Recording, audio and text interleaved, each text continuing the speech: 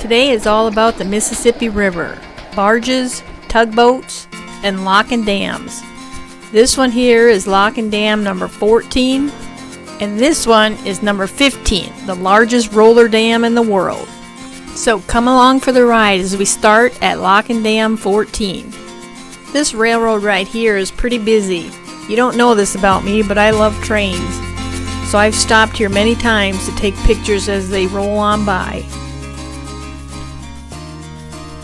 That is the Mississippi right there.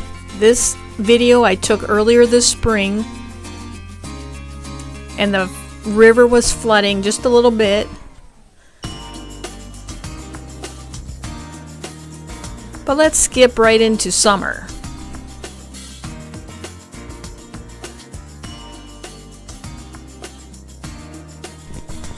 This spot right here is one of my favorite places to go in the winter time.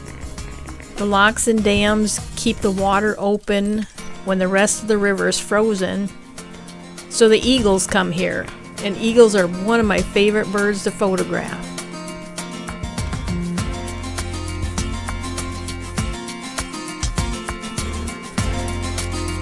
And here I am photographing eagles.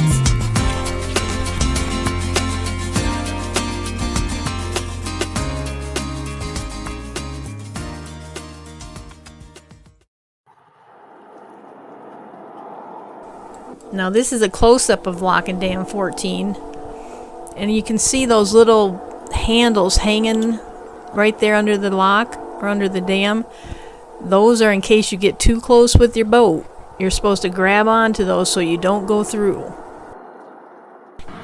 Now this small boat here is called a tugboat.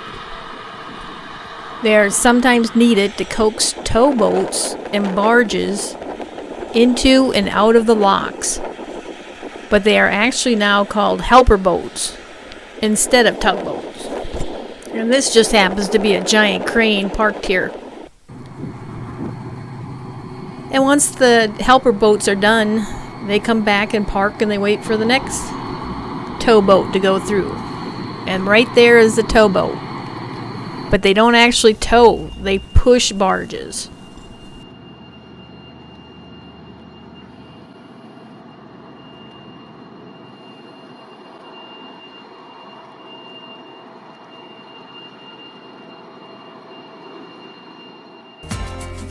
Alright, now we are going to head to lock and dam 15.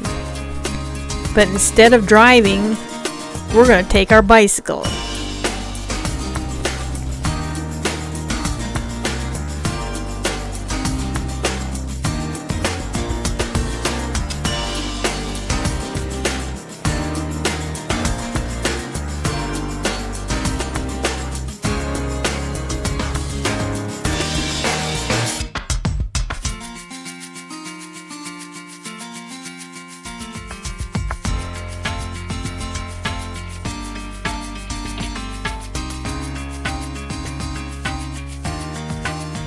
Up ahead here is the I-74 bridge going across the Mississippi. It will be torn down sometime soon because they're building a brand new one right next to it. You're looking downriver at Centennial Bridge right there, but if we look to our left, this here is the historic lock and dam number 15. It is listed in the National Register of Historic Places.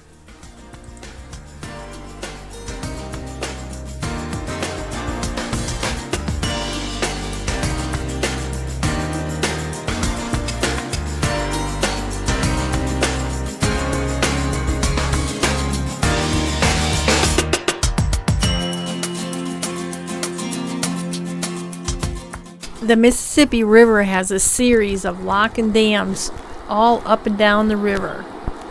The locks and their adjacent dams nearly were all built during the Great Depression.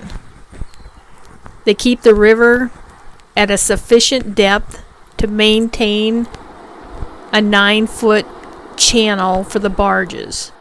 It's said if it wasn't for these structures, on a dry summer, you probably could wade across the Mississippi. Now I took all these videos on the upper Mississippi, and it was talking about these tugboats and towboats can go about 90 miles in a day, and they travel from St. Louis, Missouri to St. Paul, Minnesota. This one here is helping the barge go into a lock and dam going downriver.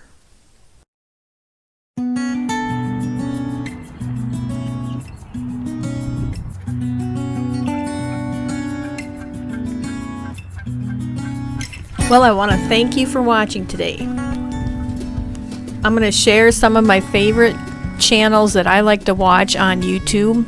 First, it's Richard Arthur with New York City Stories. Paul Ferris Photography, I love his tutorials. And Frank Goodman with relaxing videos. I'll put their links below. Now last week I mentioned that I would show you some pelicans trying to eat fish, but I didn't want to make this video too long. So here's a little preview of the next video.